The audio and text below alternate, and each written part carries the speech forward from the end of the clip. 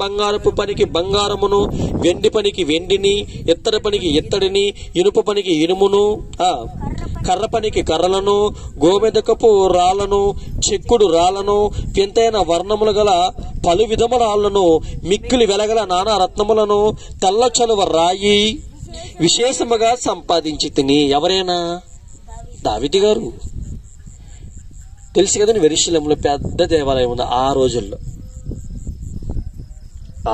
ఆ దేవాలయానికి ఏమేమి కావాలో ఆనాడేం చేశాడు ఆయన? ఇవన్నీ ఆయన సంపాదించాడంట దేవుని పని కోసం. మీరు కూడా మీరు ఒకటి అనుకోవాలి. నేను అనుకున్నాను కాబట్టి చూస్తున్నానండి. నేను సంవత్సరానికి వచ్చేసి నా జీవితంలో చూస్తున్నాను. ఒక సంవత్సరం వచ్చేసి నేను దేవుని పని చేయడానికి ఒక 15,000 కానీ 20,000 కానీ ఖర్చు చేయాలని ఫిక్స్ అయిపోయానండి. నేను నా జీవితంలో చూస్తున్నాను. నాకు ఎంత సంపాదన రావనియచ్చు, రావచ్చు, రాకపోవచ్చు. ఏదేమైనా సరే ఒక 10,000 నుంచి 20,000 వరకు నేను దేవుని పని కోసం నా సంపాదన ఖర్చు చేయాలి నేను అనుకున్నాను. మీరేమైనా అనుకున్నారా? దేవుని పని కోసం నేను కూడా అంత ఎంతో ఖర్చు పెట్టాలి, సంవత్సరానికి ఒక 2,000 ఖర్చు పెట్టాలి, ఒక 1,000 రూపాయలు ఖర్చు పెట్టాలి, ఒక 500 ఖర్చు పెట్టాలి, లేదా ఒక 10,000 ఖర్చు పెట్టాలని అనుకున్నారా? అనుకోవాలి. అనుకున్నప్పుడే దేవుడు అనుకున్నది చేయించడానికి ఆయుష్ని పెంచుతాడు. అయ్యో, నా కుమారుడు, నా కుమార్తె, నా పిల్లలు కూలి పని చేసుకునేవారు, నా కోసం సంవత్సరానికి ఒక 5,000 ఖర్చు పెడదామని నిర్ణయం తీసుకున్నారా? వెరీ గుడ్, మంచి పిల్లలు. సమస్తం ఎవరిచ్చారండి? మీరు చెప్పచ్చు, ఈజీ ప్రశ్నలు ఇవన్నీ. ఆకాశాన్ని చేసిన దేవుడు, భూమిని చేసిన దేవుడు, మనిషిని చేసిన దేవుడు, మనిషి లోపల జీవాన్ని పెట్టిన దేవుడు, మనకు కుటుంబాన్ని ఏర్పాటు చేసిన దేవుడు, మనకి పిల్లల్ని ఇచ్చిన దేవుడు, మనకి సంపాదన ఇస్తుంది కూడా సమస్తం దేవునివే, మనదేం లేదు. నా డబ్బులు 5,000 దేవునికి ఇవ్వాలనుకోమాకండి, సమస్తం దేవుడిచ్చినవే. దేవుడిచ్చిన వాటిలో మనం కొంచెం ఇస్తే ఎలా ఉంటుంది చెప్పని, ఆయన ఆనందపడతాడు. అప్పుడప్పుడు ఇంట్లో పిల్లలతో మనం కొన్ని టెస్టులు పెడతాం. ఇష్టమైనది వేసుకొచ్చి పిల్లలకి వాళ్ళ చేతిలో పెట్టి కొద్ది పెట్టినానని అడుగుతారు. అనరా మీరు? పుచ్చికరా కొద్ది పెట్టినానా, ఏది కూర్చోబెట్టు, వాడు ఇమ్మన్నాడు అనుకో, మనకి ఇబ్బంది లేదు, కరెంట్తో ప్రాబ్లం లేదులే. వాడు నేను పెట్టన్నాడు అనుకో, చూసావా నేను తెచ్చింది ఎంత బాగా తింటున్నాడు, వీడు పెట్టకుండా నాకు, అమ్మో ఇది చాలా డేంజర్ అనుకుంటారు. అదే కొంచెం పెడితే ఎలా ఉంటుందండి? సంతోషపడతాం.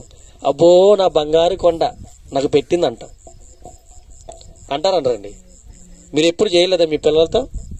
వాడికి ఇష్టమని కొనిపెట్టి చేతులు మళ్ళీ మీరు అసలు పెడతాడా పెట్టడా ఇలా ఎప్పుడైనా మీరు పరీక్ష చేయలేదా పిల్లల్ని? నేనైతే చేశాను. నాకు 2 ఆడపిల్లలు కాబట్టి వాళ్ళని ఎప్పుడు చేస్తూనే ఉంటాను నేను. కుదిపెట్టమ్మా అనగానే అని పెట్టిద్ది మా పెద్ద అమ్మాయి, చిన్న అమ్మాయి కానీ. అంటే వాళ్ళకి మంచి బుద్ధి ఉంది, పెట్టగలిగే బుద్ధి ఉంది అని. అన్నాడు. నేను పెట్టదన్నాను అనుకప్పుడు నాకేమర్థమైంది, అబ్బో కొంచెం ఈ అమ్మాయి కాస్త డేంజర్ అనిపిస్తూ ఉంటుంది, ఈ అబ్బాయి కాస్త డేంజర్ అనిపిస్తూ ఉంటుంది. అది పరీక్ష చేస్తాం. మొత్తం మనమే కొనుక్కొచ్చాం, మనమే ఇచ్చాం. అసలు పెడతాడా పెట్టడా? పెట్టాడనుకో, పెట్టిందనుకో సంతోషపడతాడు. ఈసారి ఇంకొంచెం ఎక్కువ తేవాలనిపిస్తుంది. దేవుడు కూడా అలాగే చెప్తున్నాడండి. సమస్తం నేను మీకు ఇచ్చాను నాయన, మీరు నాకేమి ఇస్తారు చెప్పండి? నా పని కోసం మీరు ఏం చేస్తారు చెప్పండి? మీరు బాగుపడటానికి, మీలాగా ఇతరులు కూడా బాగుపడటానికి నా పని కోసం భూమి మీద గొప్ప పని అంటే ఏదైనా ఉందంటే దేవుని పని అని చెప్పాం కదా.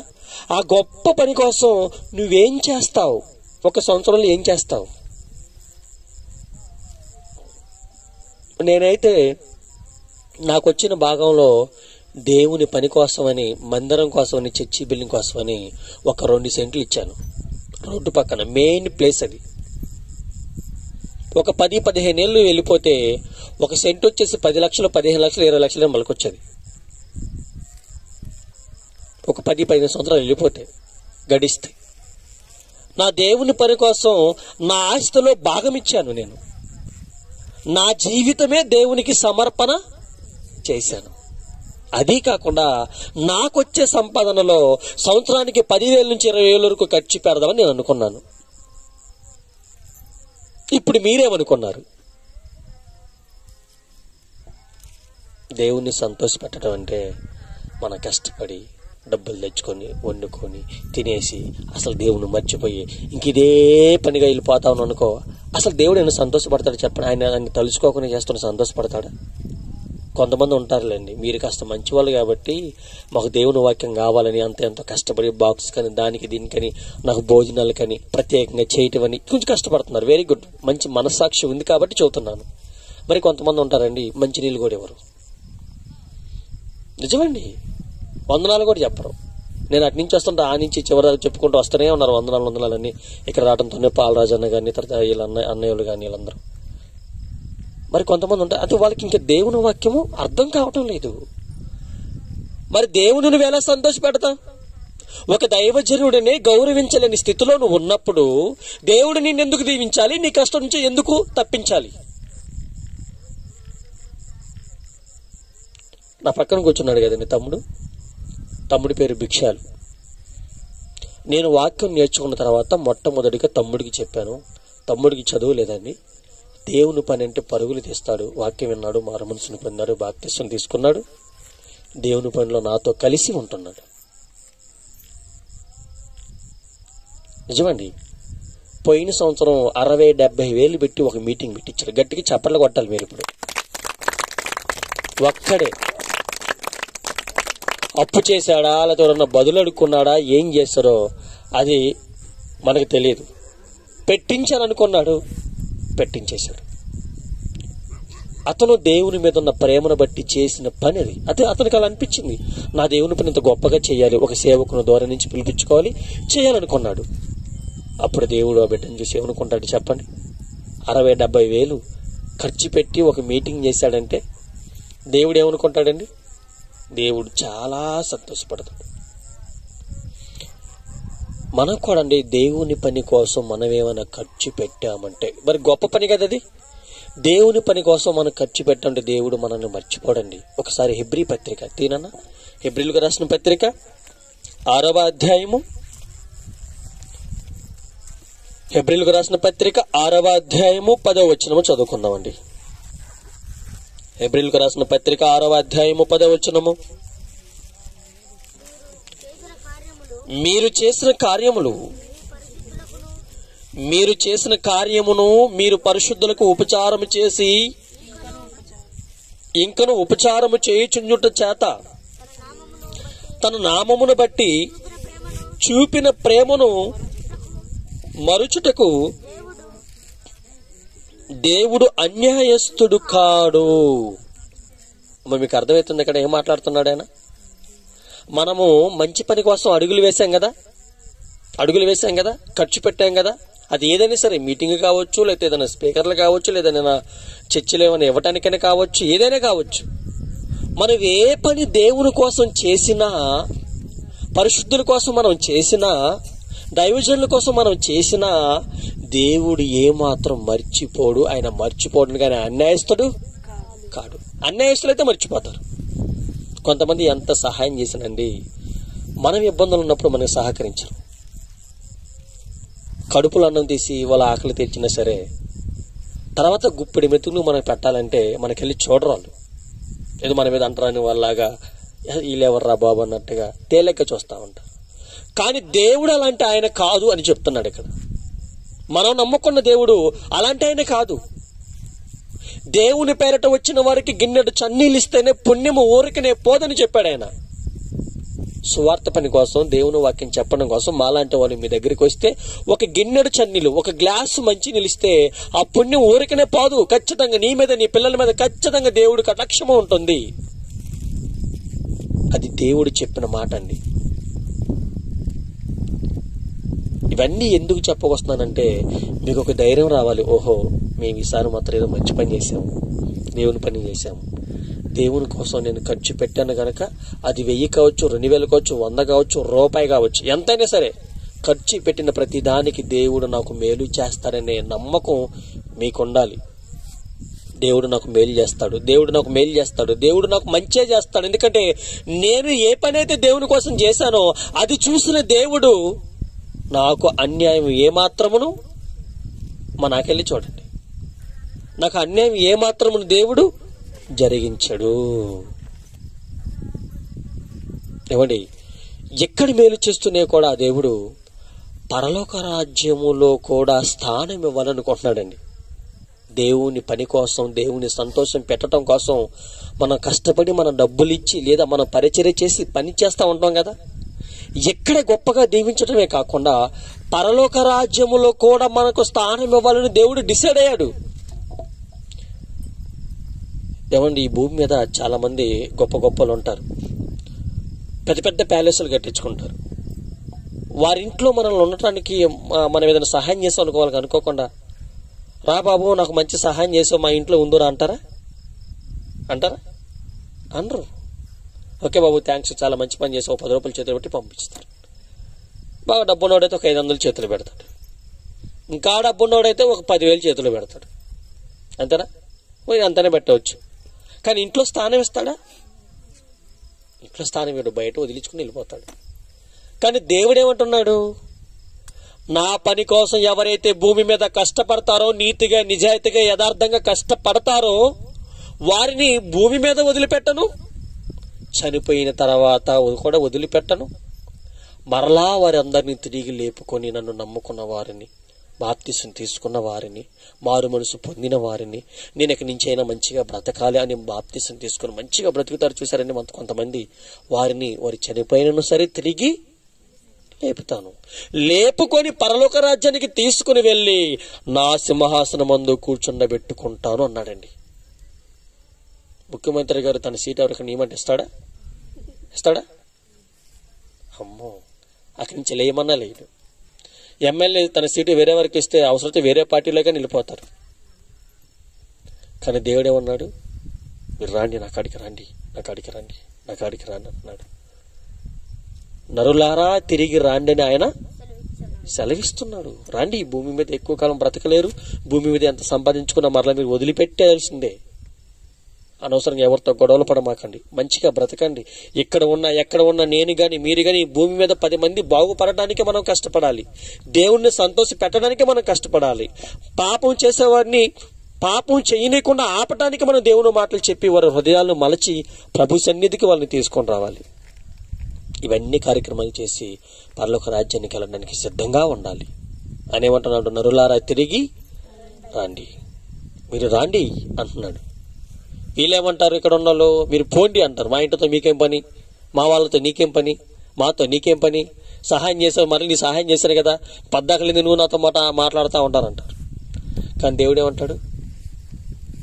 ఆయన మాటలు విని మారు మనసును పొంది పాపక్షమాపణ నిమిత్తం బాప్తిసం తీసుకుంటే నువ్వు సిద్ధపడు పరలోక రాజ్యానికి అంటున్నాడు ఆయన. పరలోక రాజ్యం ఎవరిది? మందా? దేవుడు ఉండే స్థలం. దేవుడు ఉండే స్థలంలో ఈ భూమి మీద ఆయన పని గొప్ప పని కదా, ఆ గొప్ప పనికి సహకరించిన వారందరూ బాప్తిసం తీసుకున్న వారైతే, సంఘములో ఉన్నవారైతే, జీవిత పర్యంతం వరకు నమ్మకంగా ఉన్నవారైతే వారికి జీవ కిరీటం ఇచ్చి వారందరినీ పరలోక రాజ్యంలో దేవుడు కూర్చొని పెట్టుకుంటానని చెప్పాడండి. ఎంత గొప్ప దేవుడు చూడండి. అందుకనే మనం చేసింది చిన్న సహాయం అయినా సరే దేవునికి అది చాలా గొప్పగా కనిపిస్తుంది. ఇక మన దేవుని కోసం 1 రూపాయి ఖర్చు పెడితే అది పరలోకంలో 1000 రూపాయలతో సమానమైంది. కనుక ప్రియమైన దేవుని వల్లరా మీరు చేసిన సహాయం చాలా గొప్పది, అది దేవుని పని కోసం. ఇదే కాదు, మీరు భవిష్యత్తులో చేయబోయే కావచ్చు దేవుని పని కోసం, లేదా ఇంటి దగ్గర మీరు ఎప్పుడైనా దేవుని పని కోసం కష్టపడింది కావచ్చు, దేవుని మందిరంలో కానీ, సేవకుల కోసం కానీ, దైవజనుల కోసం కానీ, లేదా సభల కోసం కానీ, మీటింగ్స్ కోసం కానీ, ఏ సువార్త పని, ఏ పని కోసం మీరు దేవుని సంబంధించిన ఏ పని అయితే చేపట్టి చేస్తారో అది చాలా గొప్పది. దేవుని పని చేయటం వల్ల నువ్వు నీ కుటుంబం దీవించబడతారు. ధన్యకరమైన కుటుంబము. ఓకేనా? ఒకసారి దేవుని పనికి సహకరించిన వారి పేర్లట దేవుడు ఎవరు ఇక్కడ పని చేసిన వారి పేరు ఎలాగైతే రైతు కానీ లేకపోతే మేస్త్రి కానీ రాసుకుంటాడు, ఈరోజు పలానా వాళ్ళు పనికి వచ్చారని, దేవుని పని చేసిన వారి పేర్లు కూడా దేవుడు రాసుకుంటాడంటండి. ఏమండి ఎక్కడున్నమాట? ఫిలిప్పీలకు రాసిన పత్రిక 4వ అధ్యాయము 3వ వచనాన్ని చదువుకుందామండి. ఫిలిప్పీలకు రాసిన పత్రిక 4వ అధ్యాయము 3వ వచనము చదువుకుందామండి. చదువునాను. అవును, నిజమైన సహకారి ఆ స్త్రీలు క్లెమెంతుతోనూ నా ఇతర సహకారులతోనూ సువార్త పనిలోను నాతో కూడా ప్రయాసపడిన వారు గనుక వారికి సహాయము చేయము. నిన్ను వేడుకొనుచున్నాను. దేవుని పని కోసం సహకరించిన వారు సహకారులు అంటారండి. ఓకేనా? మనల్ని ఏమంటారు? కూలి పని చేసే వాళ్ళందరినీ కూలీలు అంటారు. దేవుని పని కోసం సహకరించిన వారిని అందరిని ఏమంటారు? సహకారులు అంటారు. ఈ బాక్స్ కోసం సహకరించిన వారిని ఏమంటారు? సహకారులు. అది ఎవరి పని? దేవుని పని. అంతేనా? దేవుని పనేనా? దేవుని పని కోసం సహకరించిన వారి పేర్లు ఎక్కడ రాస్తారని చెప్పాను నన్ను. ఒకసారి మళ్ళీ చదువు మాట. ఆ సహకారుల పేర్లు జీవ గ్రంథమందు రాయబడి ఉన్నవి. ఏ గ్రంథం? జీవ గ్రంథం. జీవ గ్రంథములో పేర్లు రాయించుకోవడానికి మనం కష్టపడాలి. జీవ గ్రంథం అంటే ఇక్కడ మరణించిన వారు మరలా తిరిగి లేపుకొని వారికి మరలా శరీరం ఇచ్చి ఏమని మహిమ దేహముగా మార్చుకొని పరలోక రాజ్యంలో నిత్యం జీవించాలి, సంతోషంగా, హ్యాపీగా. మరి పాపం చేసి చనిపోతే నేను మోనార్కుని, నన్ను ఎవరు మోసం చేయలేడు అని శుభ్రంగా ఆదివారం రావడంతోనే ప్రశాంతంగా తాగి ఇంత చికెన్ తెచ్చుకుని మటన్ తెచ్చుకొని శుభ్రంగా తాగి తిరిగి ఇష్టాసారంగా బ్రతికే వారిని దేవుడు స్వర్గానికి పరలోక రాజ్యానికి రానియ్యడు. మరి ఎవరిని పరలోక రాజ్యానికి రాణిస్తాడు? ఎవరి పేర్లు జీవ గ్రంథం ముందు రాస్తారు? దేవుని పని కోసం సహకరించిన వారి పేర్లు ఎవరి వాక్యం విని మారు మనసు పొంది పాపక్షమాపణ నిమిత్తం బాప్తిసం తీసుకొని దేవుని పని కోసం మరణించేంత వరకు సహకరిస్తూ ఉంటారు. చూసారండి? వారి పేర్లు దేవుడు జీవగ్రంథమందు రాసుకుంటాడు. జీవగ్రంథమందు రాసుకోవడం అంటే చిన్న విషయం కాదండి. మేస్త్రి గారు లేదా రైతు తన పుస్తకంలో మన పేర్లు రాసి టిక్కి పెట్టాడంటే మనకు ఒక 500 కూలి వస్తుంది, 400 కూలి వస్తుంది. అవునా? అవును. అప్పుడప్పుడు ఆ మధ్యకాలంలో ఇల్లు లేని వాళ్ళు ఉంటే మీ పేర్లు చెప్పని ఇక్కడ రాసుకుంటామని చెప్పేసి అంటారు. ఆ వాళ్ళ నోట్ బుక్లో మన పేర్లు ఉన్నాయనుకో మనకి ఏమొస్తుంది? వీళ్ళు వస్తుంది. వీరికి లేదు, వీరికి లేదు, వీరికి లేదని. అక్కడ రాపించుకోవడానికి ఎంత కష్టపడతారో చూడండి. ఆధార్ కార్డులో పేరు ఉందనుకో, ఆధార్ కార్డు ఉందనుకో, మనకి ఈ భారతదేశంలో ఏవైతే మనకి ఏ పథకం అయితే లేదా ఏదైతే మనకి వర్తిస్తుందో అవన్నీ మనకు వస్తాయి. వస్తాయి లేవా?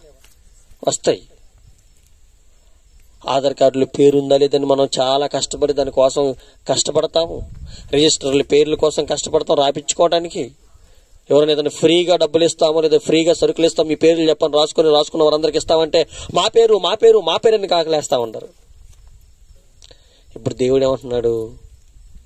ఈ భూమి మీద ఏ రిజిస్టర్ల పేరున్నా లేకపోయినా, ఏ ఆధార్ కార్డు మీద పేరున్నా లేకపోయినా, ఏ రేషన్ కార్డు మీద పేరున్నా లేకపోయినా పర్వాలేదు, కానీ జీవ గ్రంథం ముందు మన పేర్లు ఖచ్చితంగా రాపించుకునేంత గొప్ప మనసు, జీవితము, వాక్య ప్రకారమైన జీవితము మనకు ఉండాలి.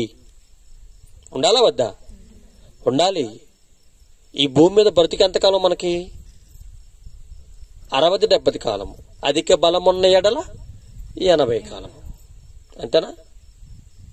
అంతేనండి? అంతేనండి. 60-70 కాలం, అధిక బలం ఉంటే 80. అసలు ఎప్పుడు చనిపోతామో తెలియదని చెప్పాడు దేవుడు చివరన యాకోబు గారు రాసిన పత్రికలో.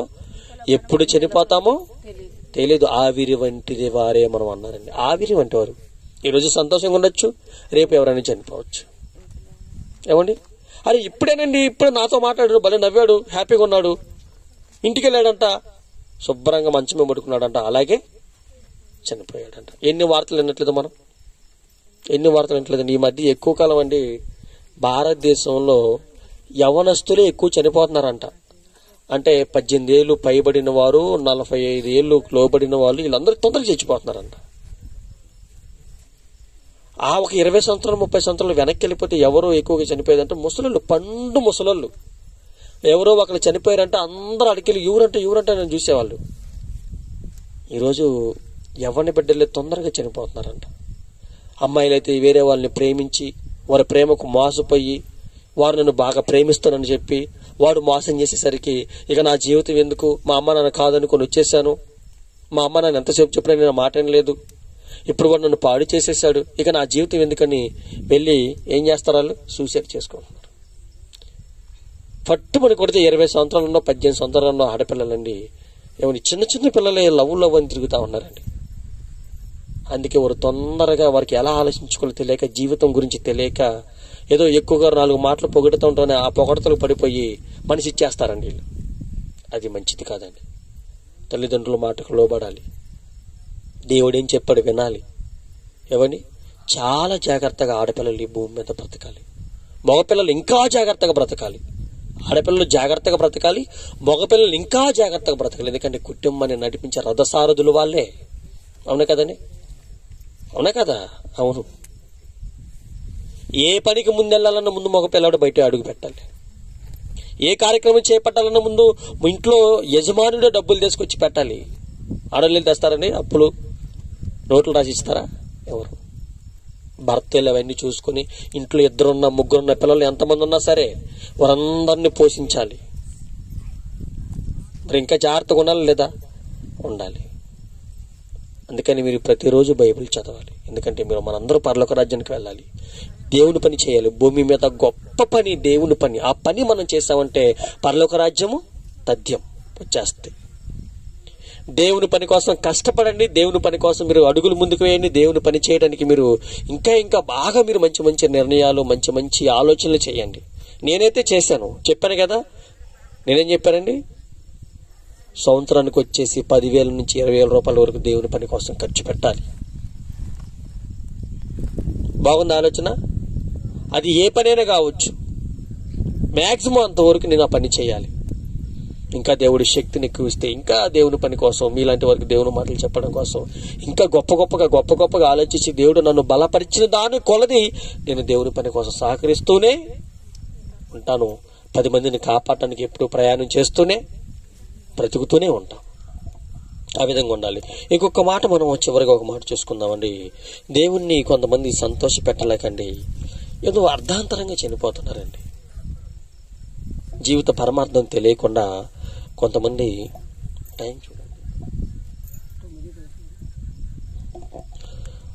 అండి జీవిత పరమార్థం తెలియకుండా ఇక నేను తప్పు చేశాను కదా, దేవుడు నన్ను క్షమించదు కదా, ఇంకా నా జీవితం ఎందుకులే అనుకుని వారు ఏం చేస్తారంట? అర్ధాంతరంగా చనిపోతున్నారు. దేవుడు ఒక ఛాన్స్ ఇచ్చాడండి. పాపం చేసిన వారికి, దేవుని మాట వినని వారికి, ఇప్పటి వరకు దేవుణ్ణి నమ్మని వారికి, ఇప్పటి వరకు దేవుని గురించి తెలియని వారికి, ఎన్నిసార్లు చెప్పిన ఎదురు తిరిగిన వారందరికి దేవుడు ఒక ఛాన్స్ ఇస్తున్నాడు. ఏంటది? ఏమని ఛాన్స్ ఇస్తున్నాడు? ఏం చేయమంటున్నాడు? ఒకసారి మనం ఏమన్నా యెహెజ్కేలు గ్రంథము 18వ అధ్యాయము, యెహెజ్కేలు గ్రంథము 18వ అధ్యాయము. దేవుడు పాపము చేసిన వారికి ఇస్తున్న ఛాన్స్ ఏంటో ఛాన్స్ 23వ వచనం చదువుకుందామండి. ఆయన అంటున్నాడు, నాయనా నువ్వు ఇప్పటి వరకు ఎంతమంది దైవజనులు చెప్పినా, ఎన్నిసార్లు చెప్పినా నువ్వు మారలేదుగా అమ్మా, మారలేదుగా తమ్ముడు, మారలేదుగా నాన్న. ఇదిగో నువ్వు అలా మారకుండా మరణించావనుకో నరకానికి వెళ్ళిపోతావు. నరకానికి వెళ్తే దేవుడికి సంతోషం అండి. మన పిల్లలు కష్టాలు పడుతుంటే దేవుడికి సంతోషం ఉంటుందా? సంతోషం ఉంటుందా? ఉండదు. మన పిల్లలు కష్టం పడకూడదు, మనం పడ్డ కష్టాలు మన పిల్లలు పడకూడదని ప్రతి మంచి తల్లిదండ్రులు అనుకుంటారండి. మంచి తల్లిదండ్రులు ఏమనుకుంటారంటే, నేను పడ్డంత కష్టాలు, నేను పడ్డంత బాధ నా పిల్లలు పడకూడదు. ఇది మంచి తల్లిదండ్రుల ఆలోచన. దేవుడు ఏమంటున్నాడు? మన దేవునికి ఎలాంటి వారు? మన దేవునికి కన్నబిడ్డలం కదండి. ఆయన ఏమంటున్నాడు? మనం ఎన్నిసార్లు చెప్పినా ఆయన మాట వినకపోయేసరికి ఆయన అంటున్నాడు, బాబో నువ్వు నా మాట వినకుండా చనిపోతే నరకానికి వెళ్ళిపోతే అక్కడ నువ్వు అసలు తట్టుకోలేవు బిడ్డ అంటున్నాడు ఆయన. కాస్త ఎండపడగానే మన పిల్లలు ఎలా ఉంటారండి? చెట్టు కింద కూర్చోవడం, ఆ చెట్ల కింద కూర్చోవడం చేస్తాను. మిరగాయల చెట్లు ఉంటాయి కదా, చెట్ల కింద కూర్చుంటా ఉంటారు. తల్లిదండ్రులు కూర్చో నేను కోస్తానంటా అంటారు. ఖచ్చితంగా అంటారు. మా అమ్మ అన్నది చిన్నప్పుడు, నేను ఇలాగ మిరగాయ కోతకెళ్తాను, మా అమ్మ అన్నది కాబట్టి నేను చెబుతున్నాను. ఖచ్చితంగా తల్లిదండ్రులకు ఉండే భావన ఏంటి? మీరు పిల్లలు వాళ్ళు కొయ్యలేకపోయినా వీళ్ళే 4 చెట్లు కోసుకొని నువ్వు కొంచెం ముందు పెట్టుకోమంటారు. ఆ సంచి ఏమైనా ఉంటే ముందు పెట్టుకోమంటారు. మాకు సపోర్ట్ చేస్తూ ఉంటారు తల్లిదండ్రులు. దేవుడు కూడా చెబుతున్నాడండి, ఇక ఇప్పటి వరకు నువ్వు మారలేదా? ఇప్పటి వరకు దేవుని మాట లెక్క చేయలేదా? ఇదిగో ఒక ఛాన్స్ ఇస్తున్నాడు. ఏంటది? నన్ను సంతోష పెట్టాలి, నువ్వు సంతోషంగా ఉండాలి. ఏం చేయాలి ప్రభు నేను ఇప్పటి నుంచి? మరి నా కుటుంబం బాగుండాలి, నా పిల్లలు బాగుండాలి, నా భార్య బిడ్డలు బాగుండాలి, మేము గొప్పగా బ్రతకాలి. ఎక్కడ చనిపోయిన తర్వాత కూడా మీ దగ్గరికి మీరు రావాలి తండ్రి, నేనేం చేయాలి చెప్పండి అని మీకు ఏమైనా ప్రశ్న వచ్చిందనుకో ఆయన చెబుతున్న మాట యెహెజ్కేలు గ్రంథము 18వ అధ్యాయము 23వ వచనం మాట్లాడుతున్నాడు. దుష్టుల మరణము నొందుట చేత నాకేమాత్రమైన సంతోషము కలుగునా. దుష్టులు పాపం చేస్తూ ఉంటారు, ఎప్పుడు తాగుతూనే ఉంటారు. దుష్టులు మరి చెడ్డపనే కదండి. పగలంతా కష్టపడి 400 సంపాదించుకొని నువ్వే 200 తాగితే మరి పిల్లలు ఎట్లా? రోజుకు 200, రోజుకు 100 రూపాయలు, వారానికి 200 వేసుకున్నా, వారానికి 500 వేసుకున్నా. అసలు ఎట్లా అండి? ఎట్లా అయితే కుటుంబం ఎలా జరిగిద్ది? పిల్లలు ఎలా చదివిస్తావు? ఆడపిల్లలు పెళ్ళి ఎలా చేస్తావు? జాగ్రత్త పడాలి కదా. సరే, నువ్వు తాగావు, నువ్వేమైనా బాగుపడతావా? లేదు. నువ్వు తప్పు చేసావు, తప్పు చేసి డబ్బులు సంపాదిస్తున్నావు, ఏమైనా బాగుపడతావా? అది లేదు. అపవాదిగాడి చెప్పిన పని నువ్వు చేస్తున్నావు నాయన. నీ గురించి నువ్వు మంచి కోరుకోవట్లేదు, నీ భార్య బిడ్డల గురించి నువ్వు మంచి కోరుకోవట్లేదు. నాకైనా నేను శుభ్రంగా బ్రహ్మాన్ని సంపాదించి పెడతాను, అయినా నేను తాగుతానంటావా? అట్లా కూడా చెయ్యొద్దు నాయన అంటున్నాడు. నువ్వు రోజుకి 1 కోటి రూపాయలు సంపాదించినా సరే 1 రూపాయి కూడా వ్యర్థంగా ఖర్చు పెట్టకూడదు. అర్థమైందండి? మనం రోజు 1 కోటి రూపాయలు సంపాదించాం, 400 సంపాదించేసరికి అబ్బో బాబో అంటా ఉంటాం. అందుకని తప్పు చెయ్యొద్దు. ఏమన్నాడు? దుష్టుడు మరణము. అందుకు దుష్టుడు అంటే దేవుని మాట వినవాడు, బాప్తిసం తీసుకుని వారు, దేవుని మాటకు లోబడిన వారు. ఎన్నిసార్లు చెప్పినా మారు మనసు పొందిన వాళ్ళని ఏమంటారు? దుష్టులు. బాప్తిసం తీసుకున్న వాళ్ళని ఏమన్నారు? దేవుడు పరిశుద్ధులు. బాప్తిసం తీసుకొనిన వారిని దేవుడు ఏమన్నాడు? పాపంజంలోనే ఉండిపోయారు అని అన్నాడు. ఇప్పుడు ఏమంటున్నాడు? దుష్టులు మరణము నొందుట చేత నాకేమాత్రమైన సంతోషము కలుగునా. వారు తమ ప్రవర్తనను దిద్దుకొని బ్రతుకుటయే నాకు సంతోషము. ఇదే నా మాట శాస్త్రం చూస్తున్నాడు దేవుడు. నా మాట, నా ఆలోచనలు చెప్పనా? దేవుడు అంటున్నాడండి. అమ్మ నాకేమి ఇష్టమో చెప్పనా? దేవుడు అంటున్నాడు. అయ్యా నాకేమి ఇష్టమో చెప్పనా? పిల్లలు నాకేమి ఇష్టమో చెప్పనా? దేవుడు అంటున్నాడు. ఏమిటి తండ్రి నీకు ఇష్టం? దేవుడా నీకేమి ఇష్టం చెప్పు. మీరు పాపముతోనే చనిపోకూడదు, మీరు పాపం చేస్తూ చనిపోకూడదు. పాపమును మానుకొని పరిశుద్ధత చేతపట్టుకొని వాక్యమును విని వాక్య ప్రకారంగా నువ్వు ఆలోచించి మారు మనసును పొంది పాప క్షమాపణ నిమిత్తం బాప్తిసం తీసుకొని పరిశుద్ధులుగా నువ్వు బ్రతికి దేవుడు నేను నీకు ఇచ్చిన ఆయుష్ కాలం అంతా నువ్వు సంపూర్ణంగా ఉపయోగించుకుని ఆ టైంలో నువ్వు చనిపోతే నీ మరణం వల్ల నాకు సంతోషం ఉంటుంది నాయన. నువ్వు తాగుతుంది చూడండి, చాలా మంది తాగి రైలు కిందనో లేకపోతే బస్సుల కిందనో యాక్సిడెంట్లో ఎంతమంది చచ్చిపోవట్లేదండి? చాలా మంది. ఈ తాగుడే కాదు, పాపం చేస్తూ కూడా చాలా మంది చనిపోతున్నారు. భర్తకు తెలియకుండా భార్య, భార్యకు తెలియకుండా భర్త భయంకరమైన పాపం చేస్తూ ఉంటున్నారు. చాలా పెద్ద పాపం. అవి చేయకుండా జాగ్రత్త పడమని దేవుడు చెబుతున్నాడండి. నా పని చెయ్యి, చిన్న పని ఎన్ని చెయ్యి, మంచిగా ఉండు. నువ్వు చిన్న పని నా కోసం కష్టపడ్డా సరే నిన్ను గొప్పగా దీవిస్తాను. అందుకని దుష్టులు మరణం చెందకూడదు. ఒకవేళ మన పాపం నుండి చనిపోతే దేవుడు చాలా బాధపడతాడు. మన పిల్లలన్నీ మన కళ్ళ ముందు చచ్చిపోతే ఎట్టడో చెప్పండి. మాట చెబుతున్నానులేండి. చాలా మంది తల్లిదండ్రులు ఉంటారు కదండి, ఎన్నిసార్లు చెప్పిన కొడుకు కానీ కూతురు కానీ మాట అనరు. అమ్మ అట కాదమ్మాయి, అరే అట కాదరని నేను చెప్పిన మాట వినరా. ఆ కొడుకు మాట అనకపోతే తండ్రి పడే బాధ చాలా కఠినంగా ఉంటుందండి. బయట చెప్పుకోలేడు, చెప్పుకుంటే పరుగు పోద్ది. ఆ అమ్మాయి మాట అనిపోయింది అనుకో, బయట చెప్పుకోలేరు, చెప్పుకుంటే నా కూతురు పరివైపోద్ది. చాలా బాధపడతారండి. తల్లిదండ్రుల మాట వినటం వల్ల మీరు మంచి భవిష్యత్తు దేవుడు మీకు ఇస్తానంటాడు. అందుకని ప్రియమైన దేవుని వాళ్ళరా, దేవుడు చెప్పాడు, ఆయన చెబుతున్నాడు తెలుసా, నా పిల్లలు గొప్పగా బ్రతకాలి. మీరు అనుకుంటారు కదా, నా కొడుకు బాగుండాలి, నా కూతురు బాగుండాలి, నా కూతురిని మంచి అబ్బాయికి ఇచ్చి పెళ్లి చేయాలి, వాడు బాగా చదువుకోవాలి, నా కూతురిని కష్టపెట్టకూడదు. మంచి మంచి ఆలోచనలు ఉంటాయండి.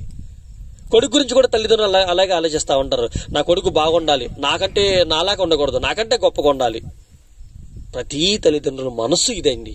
మనం అర్థం చేసుకోకుండా మా నాన్న ఊరకు అది అంటాడు, మా అమ్మ ఇది అంటుంది, మా అమ్మ చెప్పిన నన్ను అర్థం చేసుకోదు. ఏం తెలుసు మనకు అర్థం చేసుకోవడానికి చెప్పండి? పెద్దవాళ్ళకి ఎక్కువ తెలుస్తుందా, పిల్లలకి ఎక్కువ తెలుస్తుందా? పెద్దవాళ్ళు కదా. మనకి కన్న వాళ్ళకి మన గురించి ఎక్కువ తెలుసా, లేకపోతే మా వాళ్ళ గురించి మనకి ఎక్కువ తెలుసా చెప్పండి? కనుక ప్రేమన్న దేవుని వల్ల ఆలోచించండి. మీరు ఆలోచించండి. నేను చెబుతుంది రైటా రాంగా ఆలోచించండి. నీవు నీ తల్లిదండ్రుల మాట వినకపోతే నిన్ను పుట్టించిన దేవుడు నీ వలన బాధపడతాడు, నిన్ను శిక్షిస్తాడు.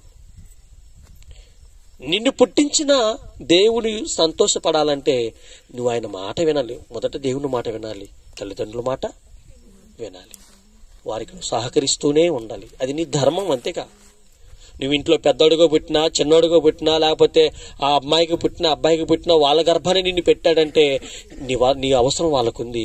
వాళ్ళని మార్చుకోవాలి, చేసుకోవాలి, బాగు చేసుకోవాలి. అది రక్త సంబంధం, దైవ సంబంధం. అది దేవుడు పెట్టిన బంధం ఏమంటారు? దైవ సంబంధం అండి. అది మన బాధ్యత. ఓర్చుకోవాలి. జాగ్రత్తగా తల్లిదండ్రుల మాట వినాలి, సేవకుల మాట వినాలి, దైవజనుల మాట వినాలి, దేవుడి మాట ముఖ్యంగా వినాలి.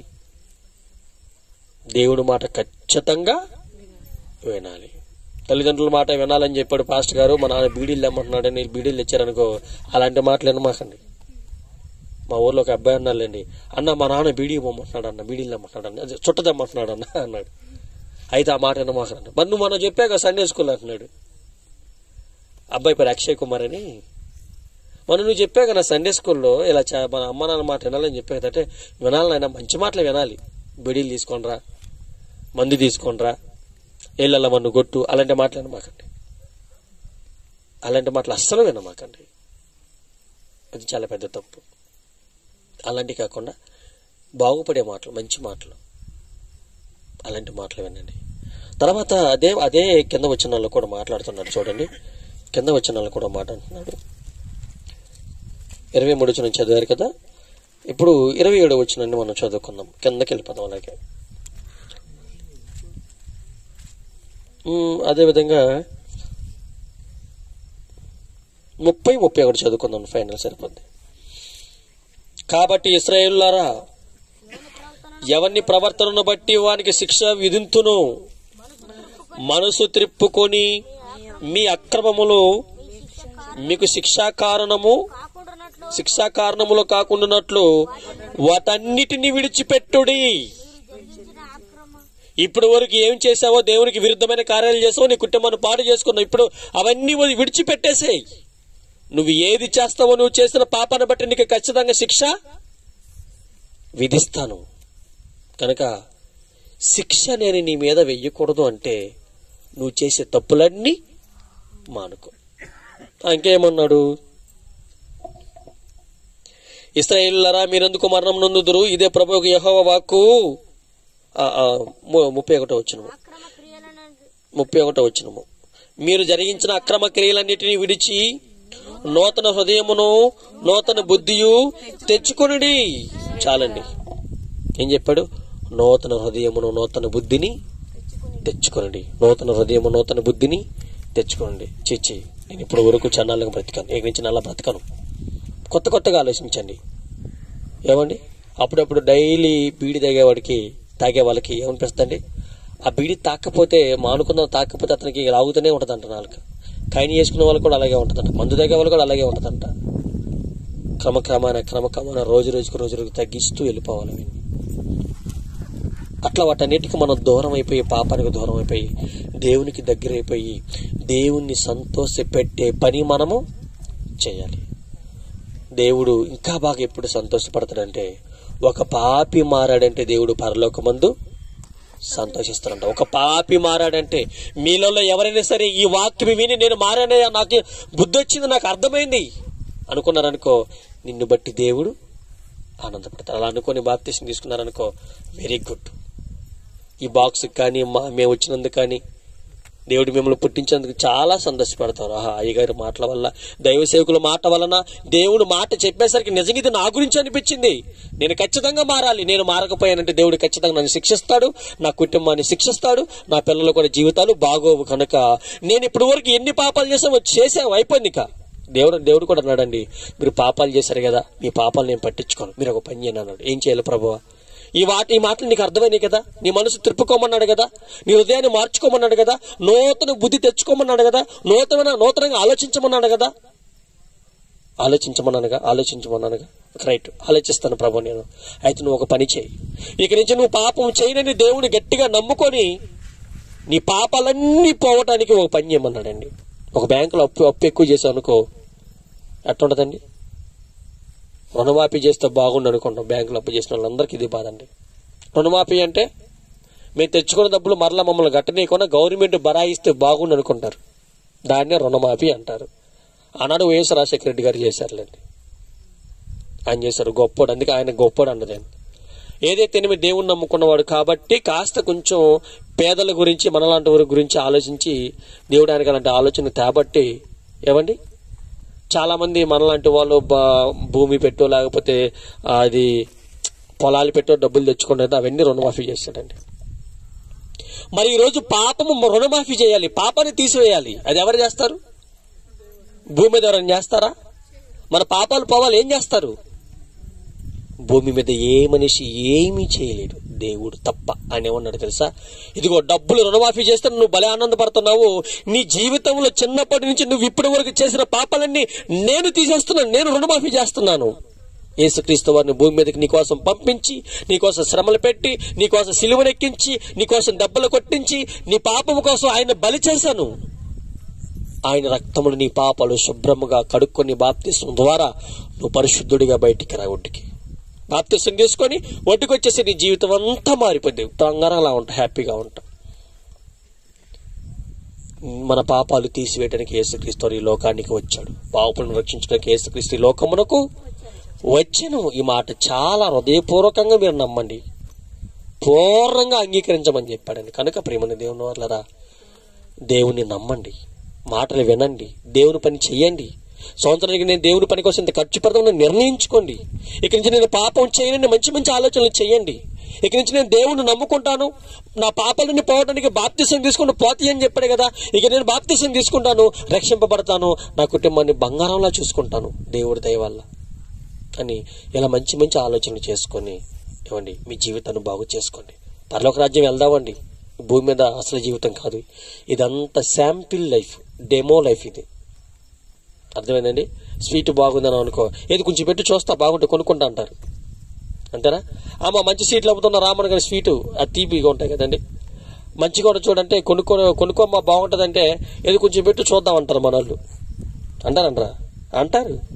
తీయగుందనుకో, చాలా బాగుందండి, పెట్టు 1 కేజీ అంటారు. దేవుడు కూడా ఒక చిన్న లైఫ్ జీవితాన్ని మనకి ఇచ్చాడు. ఈ జీవితంలో కష్టాలు, శ్రమలు ఇవన్నీ ఉన్నాయా లేవా?